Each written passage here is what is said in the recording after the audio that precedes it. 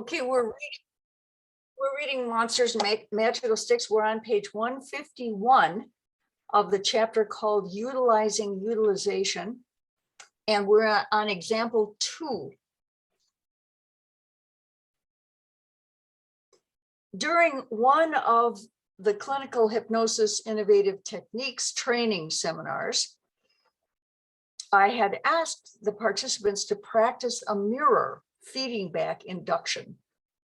This induction method requires the hypnotist to copy the physical position and gestures of the subject and to verbally feed back to the subject what the subject is doing. Next, the hypnotist begins to slowly lead the subject to the desired state. As I observed the practice session, I noticed something interesting happening within one group. The hypnotist and the subject were in perfect synchronization, and each was staring intently at the other. I walked over to the group and heard the hypnotist saying, "And now you can close your eyes." The subject kept staring without blinking. Her breathing was very deep and she was totally still. After a few moments, the hypnotist says, "Well, whenever you want to, you can close your eyes." The subject continued staring. Since they were mirroring each other so well, and since the subject was locked onto the hypnotist, I could assume that he had done a good job of setting the stage, yet the subject would not respond to the hypnotist's suggestion of closing eyes.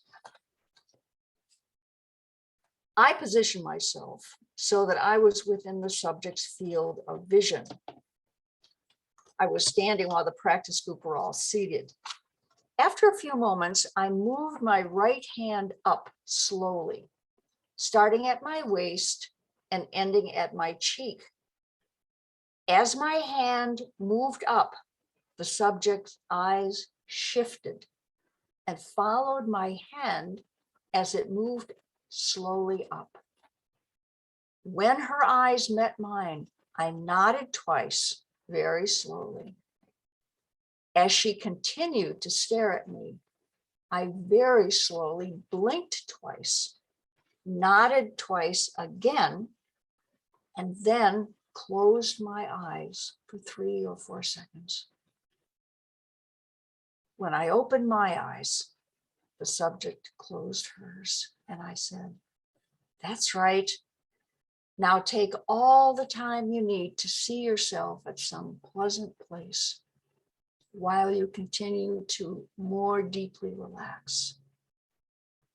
Then go wherever you need to discover some skill or problem-solving ability that will be useful in your life now." When that creative part of you understands how to use those skills in your present and future situations, it will be time to return here. Be sure to bring all those good feelings back with you now. Oh, that hypnotizes me. When the subject had first shifted her eyes to mine, the hypnotist looked quickly at me, then back to the subject. After I had given the verbal suggestion to the subject, I said to the hypnotist, "Since you have been watching and following her so carefully, you already know what to do." With that, I placed my fingers gently on his eyelids. His eyes closed, his body relaxed, and I said, "You heard what I asked her to do, and now you can do the exact thing differently in your own way." After nearly 10 minutes, the man opened his eyes, and a few seconds later, the woman opened hers. They looked at each other and both began to giggle. You might say that they were continuing to mirror each other. I would love to have seen this guy in action. Yeah. Example 2. Oops. Oh, you know what? Oh yeah, I did start record. Okay. Example 2, discussion. While there was no way I could know what the subject's general favored system was, I could see that she was staring without blinking. That indicated that at that moment, she was into her visual system. Since they, subject and hypnotist, were matching each other, I could also assume that the man had done an excellent job of leading her to an altered state of some kind, but that he was now in her way. He was in her way by giving her verbal instructions to do one thing, close her eyes, while he was showing her something else. He was staring. Since she was at that point into a totally visual altered state, she was in fact responding to what she was seeing. By directing her to my eyes, I could then show her what was expected. To restate the above in terms of utilization, I utilized her state visual and used her state to lead her to the state I desired. As for the hypnotist, the same utilization applied. Since he had been staring and matching and responding to her, when she closed her eyes, he was ready to follow. I merely gave him a nudge. Additional comment. Many people who engage in the practice of hypnosis, and almost all beginning hypnotists, have been hypnotized into believing that the hypnotic state requires eye closure. That is not the case. Most people, and perhaps all people, can enter into or be in a hypnotic state with their eyes wide open. There are some experts in the field of hypnosis who contend that eye closure simply makes the subject's tasks, whatever they may be, easier to accomplish. And while I would agree in general, there are exceptions to that rule. I have worked with many people who respond better with their eyes open.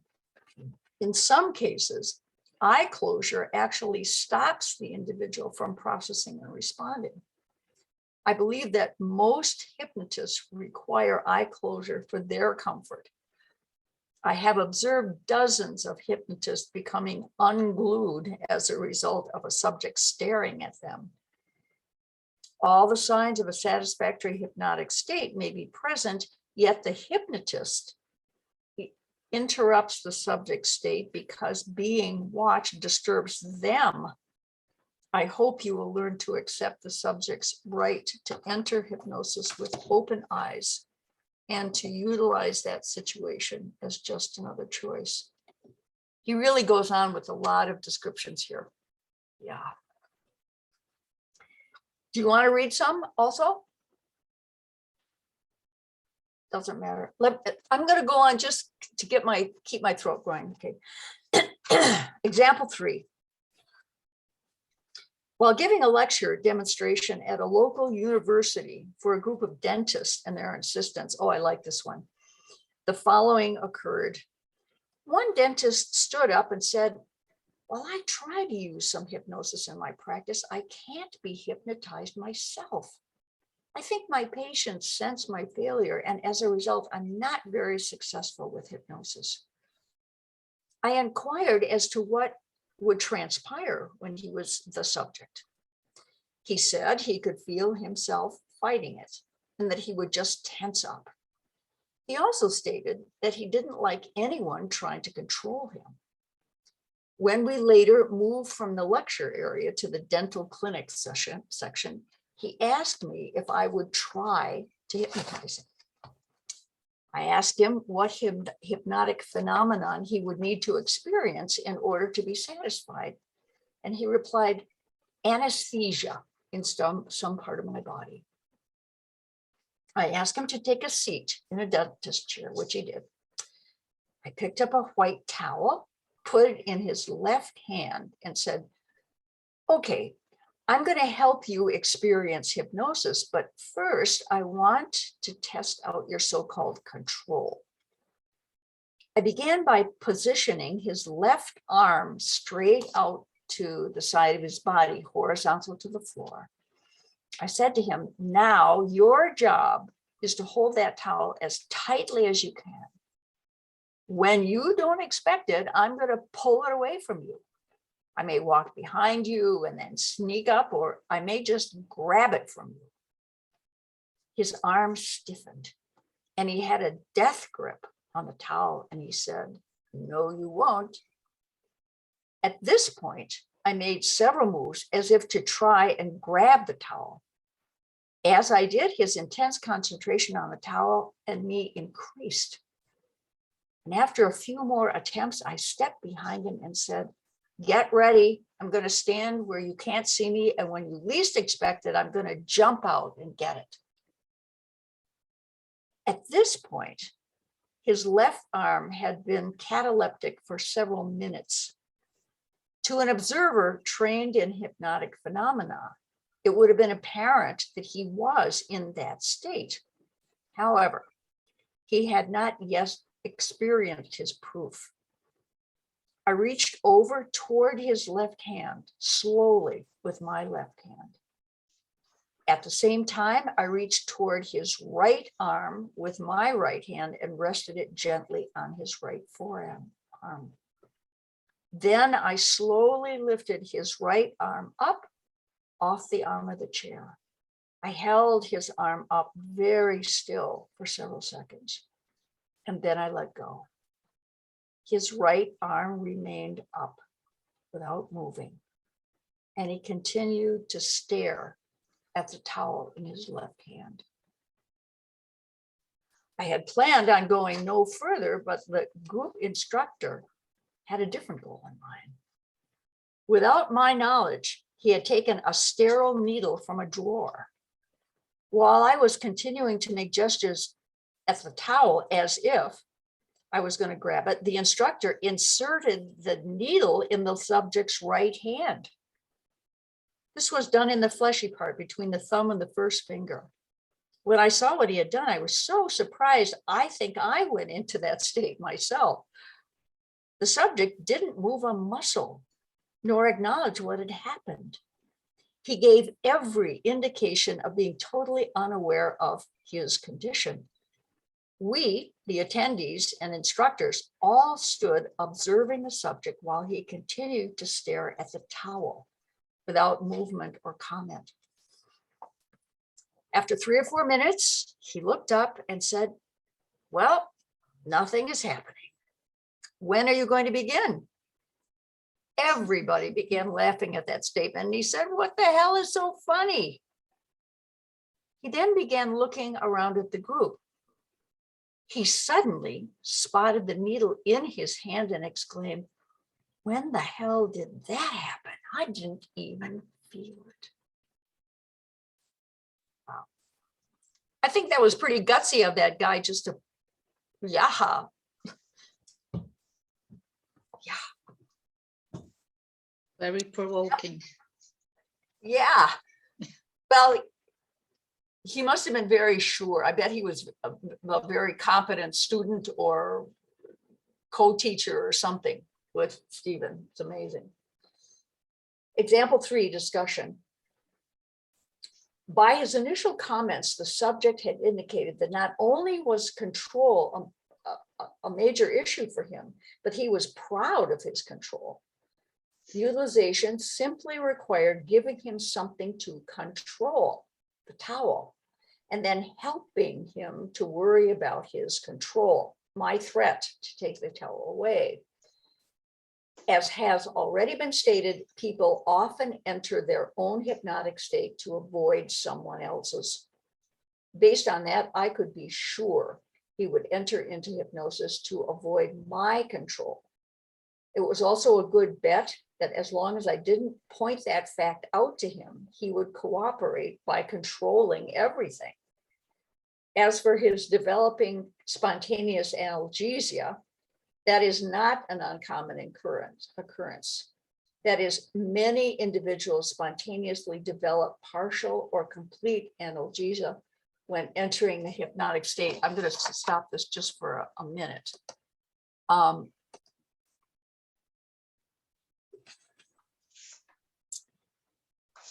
Example 4. I was asked to give a lecture demonstration on the subject of utilization as a method of hypnotic induction. During a question and answer period, I was asked to give an example of utilization with the type of individual who fears loss of control. I began to tell the group about the incident cited in 3 above. And as I explained what happened, I held my right arm out from my side horizontal to the floor as if I was holding the towel. I was, in effect, showing the group what had happened, what had transpired. As I continued, I noticed something interesting happening to a man in the front row. He was staring intently at my right hand without blinking and without body movement. I continued to explain what had happened, and at the same time, I walked down off the stage, keeping my right arm fixed in its position. I walked slowly toward the man and said to him, "And what color is the towel you see now?" He replied, "White. It's a white dish towel." I said, "That's right. Now I want you to hold it for me." With that, he reached out and I put the towel into his left hand. I then gently extended his left arm straight out in front of his body. And then I said, "As you close your eyes, I want you to continue to see the towel," his eyes closed, "and then continue to go where you need now. Go to remember something pleasant and useful is to you now." The man's arms stayed cataleptic, and he sat, eyes closed, without moving for almost 10 minutes. During this period of time, I continued with my explanation as to what had happened at the dental meeting, example 3 above. The man slowly opened his eyes, lowered his arm, and said, "You hypnotized me. I can't believe it, but I know it happened." After the meeting was over, the man approached me. He asked if he could make an appointment to see me at my office.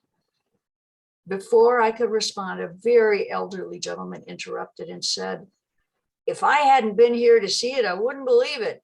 Joe has been to dozens of hypnotists over the past 10 years, and no one has been able to hypnotize him." "You're kidding," I replied. "I didn't have to do anything. He did it to himself. Maybe if I had known how impossible he was, I could have failed too." Joe then ticked off an impressive list of well-known hypnotists who had failed with him.